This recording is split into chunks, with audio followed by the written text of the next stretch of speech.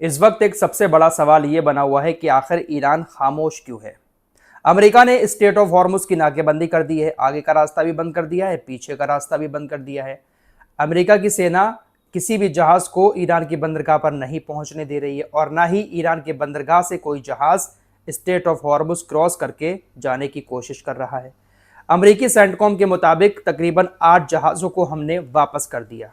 हमने उनको चेतावनी दी, 8 जहाज स्टेट ऑफ हॉर्मुज में गुजरे ही नहीं। तकरीबन 90% ईरान की अर्थव्यवस्था को हमने सिर्फ 2 दिन के अंदर ही नुकसान पहुंचा दिया है। ईरान को हमारी नाकेबंदी से बहुत बड़ा नुकसान उठाना पड़ रहा है। हालांकि चाइना का जहाज गुजरा था, चाइना ने अमेरिका की सेना की बात नहीं मानी है। आखिर ईरान खामोश क्यों है, इस वक्त यही एक बड़ा सवाल है। ईरान अमेरिका को कोई जवाब क्यों नहीं दे रहा है। अमेरिका ने ये जो नाकेबंदी की है, इसके खिलाफ कोई सैन्य ऑपरेशन ईरान की तरफ से क्यों नहीं चलाया जा रहा है। क्या ईरान सीज फायर का पालन कर रहा है। दरअसल एक बड़ी मीडिया रिपोर्ट सामने आई है। अमेरिकी न्यूज चैनल CNN ने बताया है कि ईरान इस सीज फायर का फायदा उठा रहा है। ईरान सीज फायर के दौरान अपनी मिसाइल सिटी को ठीक कर रहा है। दरअसल अमेरिका और इजराइल ने इस जंग के दौरान बहुत सारे हमले जो ईरान के हथियारों के ठिकानों पर किए थे, जहां पर मिसाइल लॉन्चर वगैरह रखे हुए होते हैं, अंडरग्राउंड सारे ठिकाने हैं। अमेरिका और इजराइल ने IRGC के जब मिसाइल ठिकानों पर हमले किए तो उसकी वजह से बहुत सारे मिसाइल लॉन्चर मलबे के नीचे दब गए और कई सारे ठिकानों का जो एंट्री गेट है मिसाइल सिटी का, वो पूरी तरह से डैमेज हो गया। हालांकि मिसाइलें अभी अंदर सलामत हैं।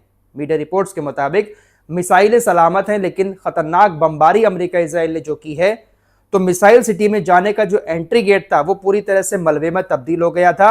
अब उसी को बहुत तेजी के साथ IRGC की तरफ से हटाने का काम किया जा रहा है। अमेरिकी मीडिया की रिपोर्ट के मुताबिक जो सैटेलाइट तस्वीरें सामने आई हैं, उसके मुताबिक मलबे को हटाकर एंट्री गेट को एक बार फिर से खोला जा रहा है ताकि मिसाइल लॉन्चरों को एक बार फिर से बाहर लाकर हमले शुरू किए जाएं। ईरान इस 2 हफ्ते के सीज फायर का इस तरह से फायदा उठा रहा है, शायद इसीलिए ईरान खामोश भी है। ईरान की जो मिसाइल सिटी हैं, जहां पर मिसाइलें रखी हुई हैं, वो काफी गहराई में है, जमीन के अंदर, पहाड़ियों के बीच में। उन मिसाइलों तक अमेरिका इजराइल के बम नहीं पहुंच पाए। जो हमले किए गए हैं वो मिसाइल सिटी के एंट्री गेट पर किए गए हैं। अब एंट्री गेट भी मिसाइलों को ले जाने वाला छोटा मोटा तो होगा नहीं। हमले के बाद बहुत ज्यादा मलबा वहां पर फैल चुका है, जिसकी वजह से मिसाइल सिटी में जा पाना मुश्किल हो रहा है। सैटेलाइट इमेजेस के जरिए इस बात का पता लगा है कि मलबे को हटाकर मिसाइल लॉन्चरों को फिर से ईरान की तरफ से तैनात किया जा रहा है। तो इस तरह से सीज फायर का फायदा उठा रहा है ईरान। हो सकता है कि इसी वजह से अभी समुद्र में ईरान खामोश है। ईरान बहुत तेजी के साथ अपने नुकसान को सही करने की कोशिश कर रहा है, क्योंकि ईरान को भी पता है कि अमेरिका और इजराइल किसी भी वक्त ईरान पर दोबारा से हमला कर सकते हैं। फिलहाल बड़ी खबर यह है कि ईरान की मदद चाइना अब से नहीं, बहुत पहले से कर रहा है। दरअसल AFT की रिपोर्ट के मुताबिक सन 2024 में ही चाइना ने अपने देश के अंदर बना हुआ एक जासूसी सैटेलाइट जिसका नाम है TEE-01V ईरान को दे दिया है और इसी सैटेलाइट की मदद से इस जंग के दौरान ईरान ने सटीक निशाने लगाए हैं। AFT की रिपोर्ट के मुताबिक ईरान ने इस जंग के दौरान इस जासूसी सैटेलाइट का इस्तेमाल बहुत ज्यादा किया है। इस सैटेलाइट की मदद से ईरान को एकदम सटीक लोकेशन का पता चलता था और फिर ईरान जब वहां पर हमले करता था तो सामने वाले देश को नुकसान हुआ है। इसीलिए ईरान ने इस बार जो हमले किए हैं उसमें से ज्यादातर हमले ईरान के कामयाब हुए हैं, क्योंकि ईरान के पास लोकेशन पहले से ही मौजूद थी। UAE के अंदर भी कई सारे अमेरिकी सैनिकों को, अमेरिकी अधिकारियों को होटल के अंदर निशाना बनाया गया था। ये सारी लोकेशन कहीं ना कहीं ईरान को जासूसी सैटेलाइट के जरिए ही मिली है। फिलहाल इस वक्त एक बड़ी खबर तेहरान से आ रही है। तेहरान के अंदर एक धमाका हुआ है। ये धमाका 2 कार के अंदर हुआ। तेहरान में इमाम हुसैन खुमैनी स्ट्रीट पर वसीज चेक पॉइंट बना हुआ है। उस वसीज चेक पॉइंट के पास 2 कारों में बम धमाका हुआ। हालांकि इसमें किसी के घायल होने की खबर नहीं है और ना ही किसी की मौत हुई है। बसीज चेक पॉइंट यानी बसीज आर्मी का चेक पॉइंट है, जो ईरान की एक सेना है।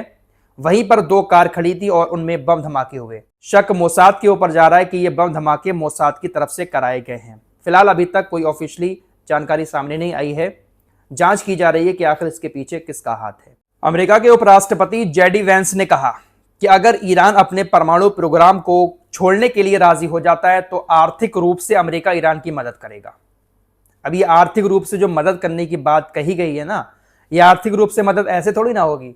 ईरान परमाणु प्रोग्राम छोड़ देगा और ईरान के साथ कई सारे समझौते करके कहीं ना कहीं ये लोग ईरान के तेल पर कब्जा करना चाहेंगे। जब ईरान का तेल इनके कब्जे में आएगा तो जाहिर सी बात है कि ईरान की मदद पैसे से तो फिर ये करेंगे ही। लेकिन ईरान अपना तेल इनको क्यों दे? जो कुछ इन्होंने वेनेजुएला के साथ किया वही ईरान के साथ करना चाह रहे हैं। चाइना के ऊपर अमेरिका की तरफ से दबाव डाला जा रहा है।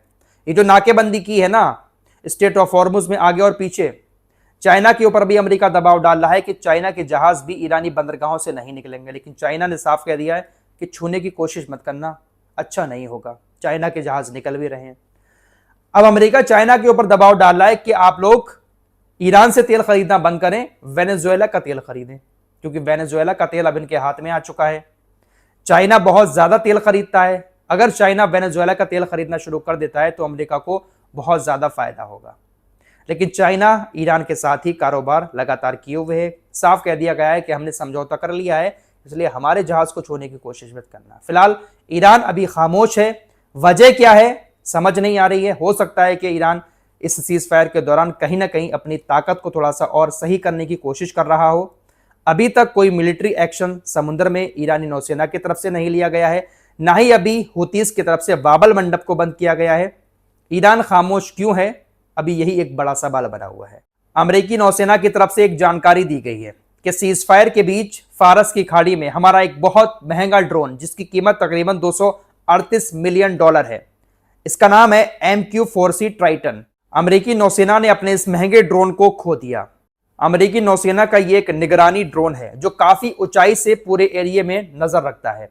इसके खोने का ऐलान किया गया है, हालांकि यह नहीं बताया गया है कि आखिर इसको मारा किसने है। यह कहा कि हमारा एक ड्रोन खो गया है। $238 मिलियन कीमत है इस अमेरिकी ड्रोन की। नुकसान बहुत बड़ा अमेरिका को भी हो रहा है इस जंग के दौरान, लेकिन बात वही है कि इजराइल की खातिर अमेरिका को नुकसान भी मंजूर है। पाकिस्तान के प्रधानमंत्री शहबाज शरीफ 15 से 18 अप्रैल तक मिडिल ईस्ट का दौरा करेंगे। पाकिस्तानी प्रधानमंत्री सबसे पहले सऊदी अरब जाएंगे, उसके बाद कतर और उसके बाद तुर्की में जाकर एर्दोगान से बातचीत करेंगे। और ये बातचीत पूरे एरिया में शांति कायम करने के लिए की जाएगी। पाकिस्तान शांति कायम करने की बातें कर रहा है। बड़ा हाईलाइट है इस वक्त पाकिस्तान, और इसको हाईलाइट किसी और ने नहीं बल्कि अमेरिका ने ही किया है। पिछली वीडियो में भी आपको बता चुका हूं कि आसिम मुनीर जो पाकिस्तानी सेना का प्रमुख है उसकी कितनी ज़्यादा तारीफ की है डोनाल्ड ट्रंप ने। ट्रंप पाकिस्तान के काफ़ी करीब जा चुका है, लेकिन आज भी हमारे देश के अंदर कुछ लोग ऐसे हैं जो ट्रंप की हर बात को बड़ा चढ़ा कर दिखाते हैं और ट्रंप का ही गुणगान करते हैं, जबकि ट्रंप भारत के खुले दुश्मन के साथ याराना निभा रहा है। इस रिपोर्ट में इतना ही। कुछ और खबरों के साथ फिर हाजिर होंगे। अपना ख्याल रखिएगा। अल्लाह हाफिज।